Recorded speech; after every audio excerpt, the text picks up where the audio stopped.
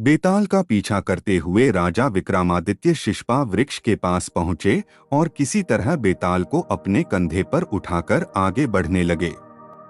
पहले की तरह ही बेताल रास्ता बड़ा होने की वजह से राजन को कहानी सुनाने लगता है।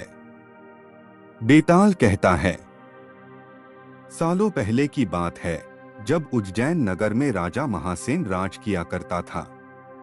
उसी राज्य में एक ब्राह्मण रहता था जिसका नाम वासुदेव था। उसका एक ही बेटा था, गुणकार नाम का। तो वह गुणकार था, लेकिन उसमें कोई गुण नहीं था। वो दिन रात बस जुआ खेलता था। जुए में वह पिता के कमाए सारे पैसे हार जाता। उसकी दो बहन भी थीं। उसे उनका भी ख्याल नहीं था। वो बस दिन रात जुआ खेलने में ही व्यस्त रहता। अपने बेटे का ऐसा हाल देखकर ब्राह्मण बड़ा परेशान हो गया। एक दिन वासुदेव ने सोचा, मैं जो भी कमाता हूं उसे भी यह जुए में उड़ा देता है। यही सोचकर उसने अपने बेटे गुणकार को घर से निकाल दिया। घर से निकलते ही वह दूसरे राज्य पहुंच गया। वहां वह भूखा प्यासा घूमता रहा। न तो उसे कोई काम मिला और न ही कुछ खाने के लिए। ऐसा होते होते वह एक दिन बेहोश हो गया। पास से ही गुजर रहे एक सिद्ध पुरुष ने उसे देखा तो उसे अपने साथ गुफा में ले आए। होश में आने के बाद योगी ने लड़के से पूछा, क्या खाओगे? ब्राह्मण पुत्र कहता है, आप योगी हैं, आपके पास जो होगा आप वही खिला पाएंगे। मैं जो खाना चाहता हूँ शायद वो आपके पास न हो। इतना सुनते ही योगी ने कहा, तुम बस बताओ तुम्हें क्या खाने की इच्छा है। इतना सुनने के बाद गुणकार ने अपनी इच्छा जाहिर की, जिसे सुनते ही योगी ने अपनी सिद्धि की मदद से उसकी मनपसंद थाली प्रकट कर दी।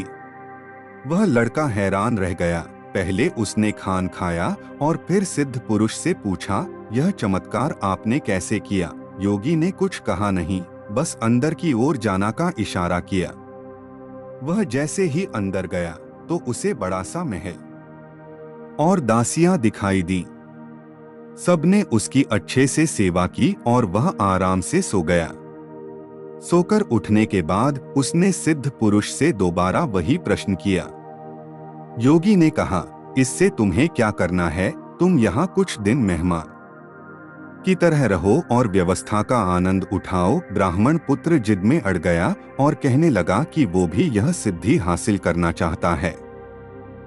परेशान होकर योगी ने उसे विधि बता दी और कहा कि जाओ अब मन लगाकर साधना करो। कुछ समय बाद वह साधना पूरी करके आ जाता है। फिर योगी कहता है, तुम सब कुछ बहुत सही तरीके से कर रहे हो। यह पहला पड़ाव था जिसे तुमने पार किया है। अब तुम्हें दूसरे पड़ाव की ओर बढ़ना होगा। उसने कहा, मैं ऐसा ही करूंगा, लेकिन दूसरा पड़ाव शुरू करने से पहले मैं एक बार अपने घर जाना चाहता हूँ। सिद्ध योगी ने कहा, जाओ, जरूर जाओ। जाने से पहले ब्राह्मण पुत्र ने योगी से अपने परिवार के लिए तोहफे की मांग की। योगी ने अपनी सिद्धि से उसे खूब सारे तोहफे दिए। उसके बाद उसने पैसों की मांग की। सिद्ध पुरुष ने अपनी विद्या के दम पर उसे खूब सारा पैसा भी दिया। उसके बाद उसने अपने लिए अच्छे से कपड़े मांगे। योगी ने उसे वो भी दे दिए।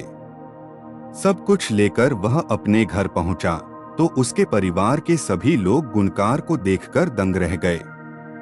साथ लाए तोहफे और धन को देखकर उसके ब्राह्मण पिता ने पूछा, बेटा कहीं तुमने कोई चोरी तो नहीं की है न?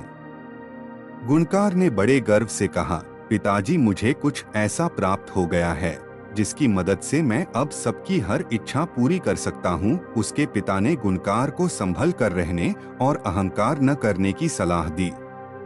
कुछ दिन घर में बिताने के बाद गुणकार दोबारा सिद्ध पुरुष के पास लौट गया। वहां लौटकर उसने दोबारा से साधना शुरू की। बड़ी लगन से वह ध्यान करने लगा। समय के साथ साथ ब्राह्मण पुत्र ने दूसरा पड़ाव भी पूरा कर लिया।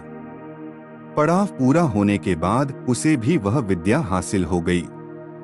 योगी के पास जैसे ही वह विद्या हासिल करके पहुंचा तो सिद्ध पुरुष बहुत प्रसन्न हुआ। उसने गुणकार से कहा, तुमने अब विद्या हासिल कर ली है, आज तुम मुझे कुछ भोजन खिलाओ, मुझे भूख लगी है।